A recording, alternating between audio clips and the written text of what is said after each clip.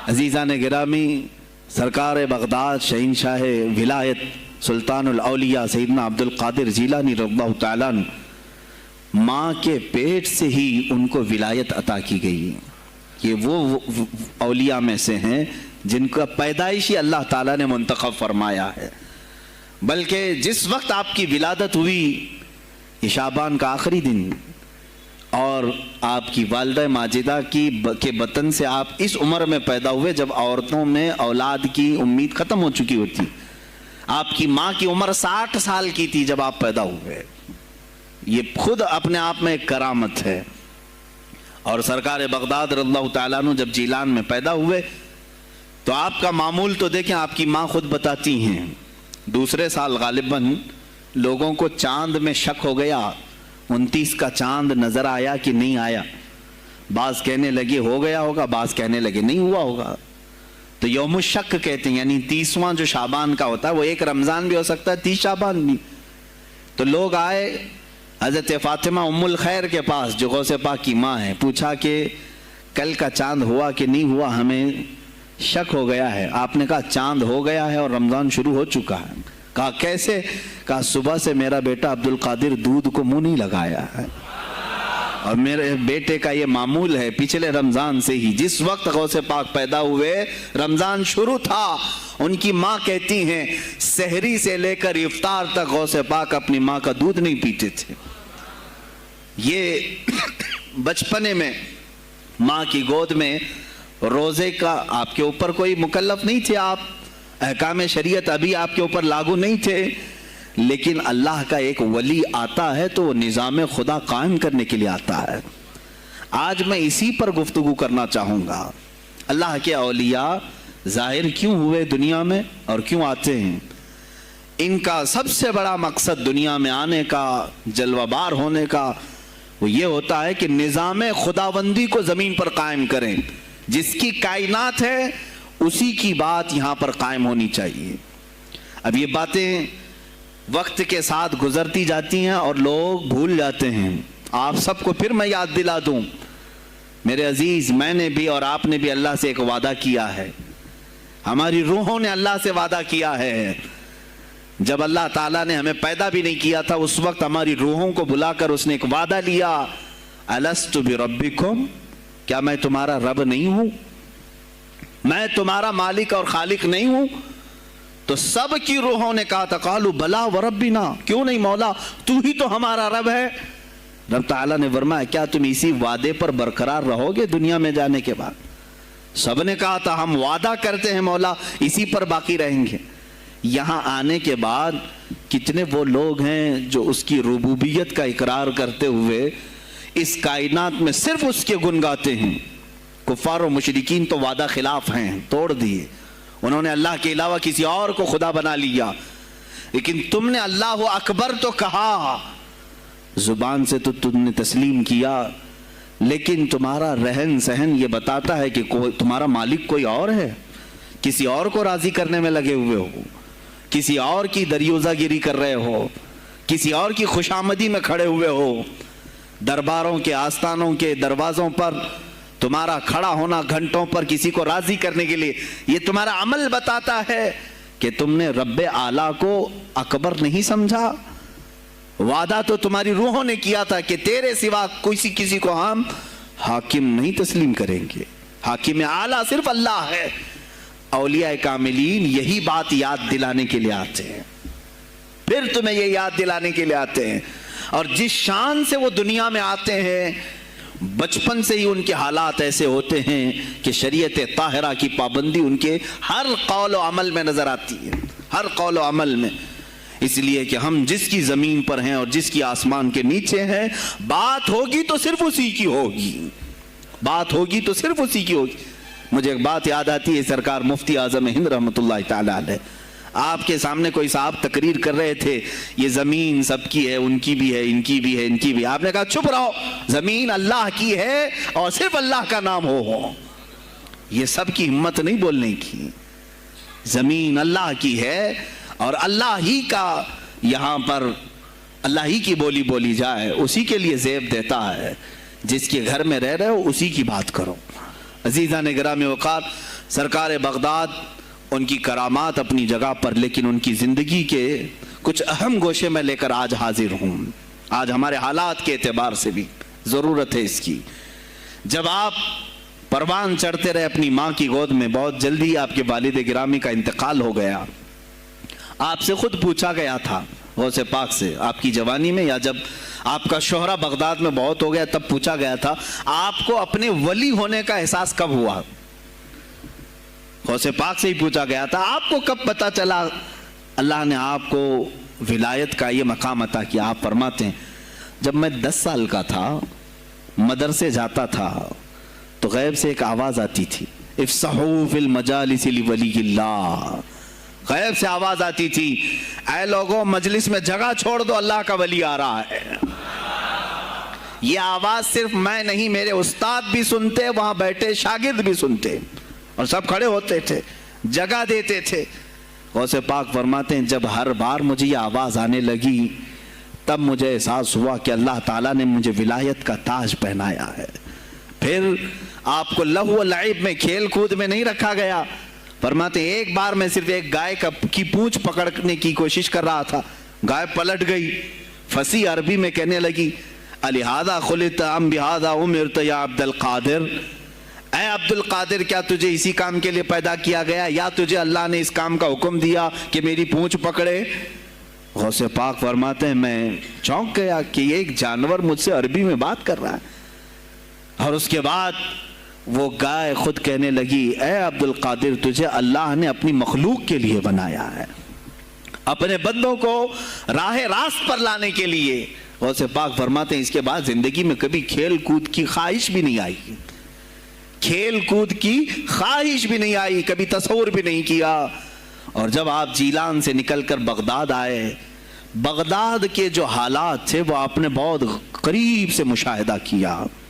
मेरे अजीजों, आज के जो हालात है ना, आज के जो हालात मैंने पढ़ा, इससे भी ज्यादा डेंजर हालात उस जमाने के थे।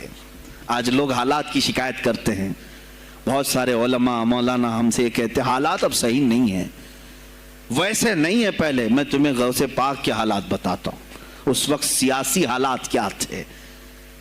उस वक्त सियासी हालात इतने खतरनाक हो चुके थे, बगदाद में शियों ने अपना गढ़ जमाया था, यहां तक कि हर आलिम पर, हर वाइज पर, हर इमाम मस्जिद पर पाबंदी थी। सैयदना अबू बकर सिद्दीक और हजरत उमर का कोई नाम नहीं ले सकता था, कोड़े मारे जाते थे। शेखैन का अगर किसी ने नाम ले लिया, किसी आलिम ने, कोड़े मारे जाते थे। खलीफा वासिक बिल्लाह तक ये तारीख चली बगदाद में, और सल्तनतें टूट चुकी थी। सियासी हालात इस कदर खराब हो चुके थे, छोटी छोटी टुकड़ियों में बट चुके थे मुसलमान। मिस्र की तरफ देखें तो फातिमी हुकूमत कायम हो गई थी, वो अपने आप को फातिमी कह रहे थे। बगदाद में अब्बासी खानदान हुकूमत कर रहा था, और वो भी सिमट करके सिर्फ बगदाद के अतराफ रह गई बस। फिर तुर्की की तरफ देखें तो सल्जूकी खानदान था, एक एक टुकड़ा हुकूमत कर रहा था, और ये ही आपस में दस्त बगरेबां थे, एक दूसरे से लड़ रहे थे। और फिर प्लस इस पर ऐसा कि बाजंतीनी जो ईसाई थे, सलीबी थे, इन सल्तनतों को आपस में लड़ा करके इस कदर शिद्दत पैदा कर चुके थे कि बगदाद वाला मिस्र नहीं जा सके, मिस्र वाला तुर्की ना आ सके। फिर इधर बुखारा, समरकंद, नेशापुर, ये जो रशिया में है आज, उज़्बेकिस्तान वगैरह में, यहां अलग एक सल्तनत कायम थी, और हिंद में अलग कुफरिस्तान था। सब जगह अलग अलग हालात थे, और मुसलमानों के लिए उस जमाने में ऐसे हालात हो गए जैसे लॉकडाउन अभी का सेम। मैं आपको बता दूं सिचुएशन, लॉकडाउन में क्या हुआ था मालूम है? ये हमारे तलबा देखें 8 महीने से बैठे हुए हैं, मदारिस में नहीं गए, हिफ्ज़े कुरान कर रहे थे, आलिम दीन बन रहे थे, मदरसे बंद है ना, घरों में बैठे कुछ तो आवारा गर्दी कर रहे हैं। इसी तरह कॉलेज के बच्चे भी, स्कूल के बच्चे भी, सब छूटे हुए हैं लॉकडाउन की वजह से। सेम यही सिचुएशन उस जमाने में हुई। बगदाद इल्मी मरकज था, कूफा और बसरा इल्म के मरकज थे। आपसी रंजिशों की वजह से बादशाहों की طلبہ ایک جگہ سے دوسری جگہ کا سفر نہیں کر سکتے تھے. بغداد کے سارے مدرسے بند پڑے ہوئے تھے کیونکہ طلبہ آ نہیں سکتے. کہاں سے آئے تم؟ مصر سے آئے, واپس جاؤ. اس سلطنت میں کیا کر رہے ہو؟ اس طرح کی سختیاں. یہاں تک کہ یہی زمانہ ہے جب حسن بن صباح نام کا ایک ایسا منافق جس نے اس زمانے کے بادشاہوں کو خرید لیا اور کچھ لوگوں کو نشے کا خوگر بنایا. حشیشین وغیرہ آپ نے سنا ہو, صلاح الدین ایوبی کا زمانہ ہے یہ. غوث پاک سے صرف 4 سال بعد صلاح الدین ایوبی آئے, صرف 4 سال بعد.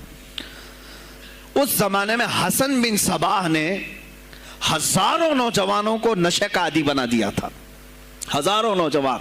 اور کیسا نشہ, کوکین, افیون وغیرہ سب تو لے کر کے تو لوگ ہوش میں آ جاتے ہیں. وہ ایسا تھا کہ اس نے جو نشہ دکھایا تھا, ایک چھوٹے سے کمرے میں ان کو رکھتا اور انہیں بتاتا کہ یہ درخت ہیں, یہ نہر ہے, یہ محل ہے, یہ حور ہے, تو اسے وہ جنت ہی سمجھتے تھے. اور پھر اس کمرے سے باہر نکالتا اس کو, تڑپ تڑپ کے آدمی مر جاتا کہ مجھے میری جنت میں واپس کرو. وہ جنت نہیں, کمرہ ہوتا تھا, لیکن نشہ اسے ایسا کرایا جاتا تھا کہ اس کمرے کو وہ جنت سمجھنے لگتا تھا. اور ان نوجوانوں سے کیا کرایا جاتا تھا؟ ان کو نشے کا عادی بنا کر کے باہر نکالا جاتا, انہیں ٹارگٹ دیا جاتا, فلاں مجلس میں جاؤ, فلاں خلیفہ کو قتل کرو, فلاں وزیر کو مارو, فلاں سپاہیوں کو مارو, فلاں عالم دین کا قتل کرو. اور وہ اپنا ٹارگٹ پورا کر کے آتے اس لیے کہ انہیں نشہ چاہیے تھا. وہ 1 دن 2 دن سے زیادہ اس نشے کے بغیر رہ نہیں پاتے ہیں. وہ اپنا ٹارگٹ کرنے کے لیے اپنی جان بھی جوخم میں ڈالتے ہیں. اس طرح کے کئی حملے خلفاء پر کرائے حسن بن صباح نے. اور جانتے ہیں, میں نے آج تاریخ دیکھی, حسن بن صباح نے علماء اہل سنت کو اس زمانے کے 40,000 علماء کو قتل کرایا. یہ وہ زمانہ تھا جب بغداد کا حال یہ تھا کہ نشہ زیادہ ہو چکا تھا, علم دین کے مراکز بند ہو رہے تھے, اور علماء بولنے میں ہچکچا رہے تھے, ڈر رہے تھے, اور سلطنتیں آپس میں ایک دوسرے سے ٹکرا رہی تھیں. جو خلیفہ بیٹھتا وہ نہایت عیاش قسم کا خلیفہ آتا تھا. اکثر خلیفہ عیاش آئے, ان کے حریم میں, ان کے حرم خانے میں, یعنی ان کے محل میں 40 عورتیں ہوا کرتی تھیں جن کے ساتھ وہ وطی کرتے, جمع کرتے. جبکہ وہ مسلمان خلیفہ, ایک بادشاہ کے لیے چاہے کوئی بھی ہو 4 سے زیادہ کی اجازت ہے.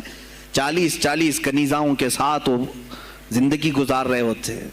اس میں عیسائی بھی ہوتی, یہودی بھی ہوتی, سب قسم کی ہوتی. یہ خلفاء کا حال تھا. تم کیا کہہ رہے ہو ہمارے زمانے کو؟ ارے حالات برے ہیں, حالات برے ہیں. ابھی اور میں بتاؤں کتنے برے حالات اس زمانے میں تھے. علماء کو کوڑے مارے جاتے تھے اگر بولے. ارے شیخین کا نام لینے پر پابندی بغداد میں لگ گئی ہو, اس سے بڑا اور ظلم کیا ہو سکتا ہے؟ سیدنا ابو بکر صدیق, حضرت عمر کا نام لینے پر کوڑے مارنے لگائے جاتے.